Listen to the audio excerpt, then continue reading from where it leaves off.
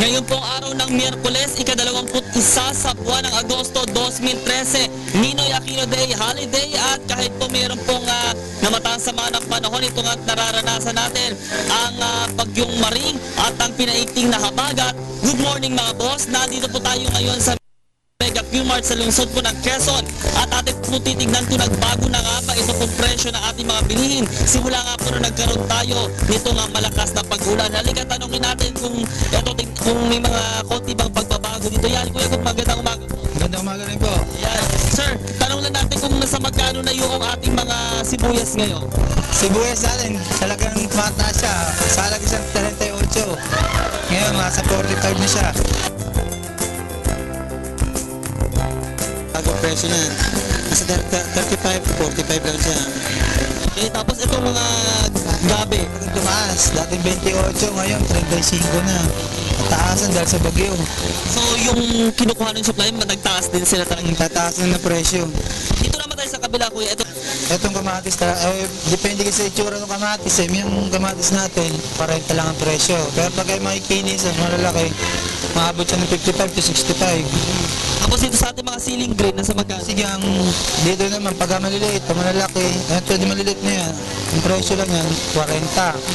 Pag ay makikinis na mahaba, maabot siya ng 55 hanggang 58. Tapos ito sa mga Itong maliliit, tawag namin niya, bonito. Rinching ko siya, doon dumating yung baging si Habagat, maabot siya ng 35. Isa, 10 lagi yung patong, minsan malaki rin ang patong. Kung okra, 20. Kung sigarilyas, sitaw, 25, abot ng 40. Magdodobre yung patong. Tapos sa kalabas. Ayan, 12 naman ang kilo. Tapos depende sa per bundle. Sa bundle naman niya, pagka-anin na bundle, sa isang tali yun, 11 ang kilo pag per bundle. Kuya, mayroon ka bang paalala o payo doon sa mga customers natin na mamimili ngayon? Dahil nga, bukod sa maulan nga, yung panahon, may paalala lang sa kanila. Yung kasya lang sa budget nila ang kunin nila kasi talagang mataas eh. Minsan, bibigay kami ng presyo ng kaya na bibigay. Pero pag hindi talaga kaya sa puhunan, hindi namin na ibibigay. Meron yung konting alit at ninunawa na ng customer.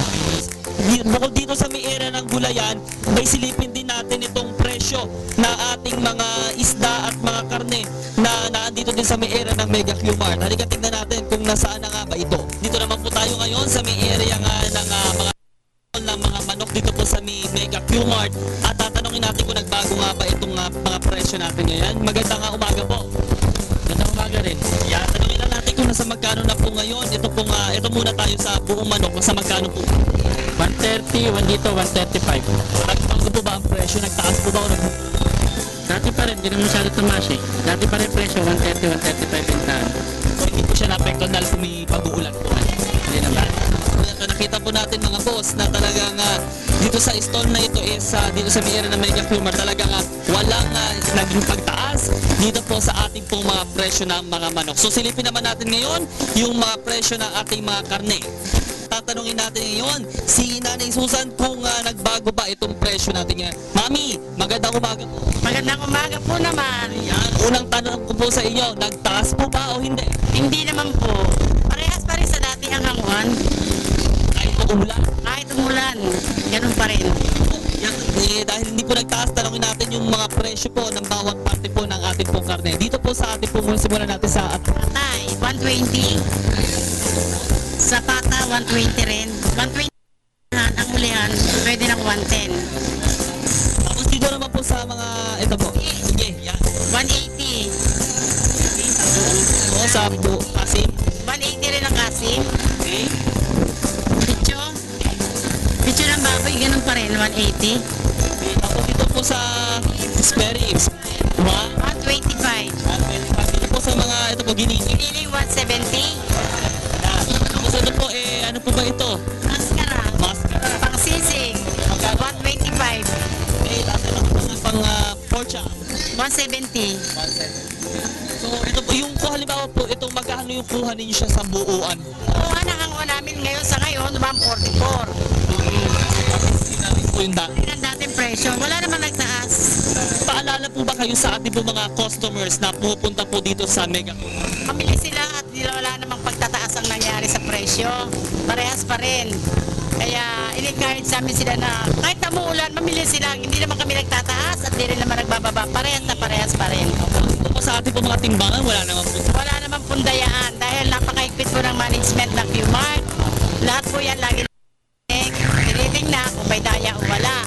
Kasi napakahigpit nga o dahil kung mahuli ka may daya, matatawag ka pa sa opisina, malaking abala.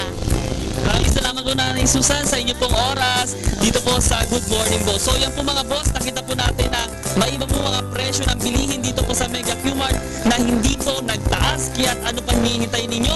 Abay kahit po paano tumila po ito pong malakas na pag-ulan dito po sa ating Kabay Nilaan. Kaya mamili na kayo. So yan muna ang pinakahuling mga sitwasyon mula pa rin dito nga sa palengke ng Mega Q-Mart sa Quezon City. Para sa Telebisyon ng Bayan, ako si Julius de Samboron.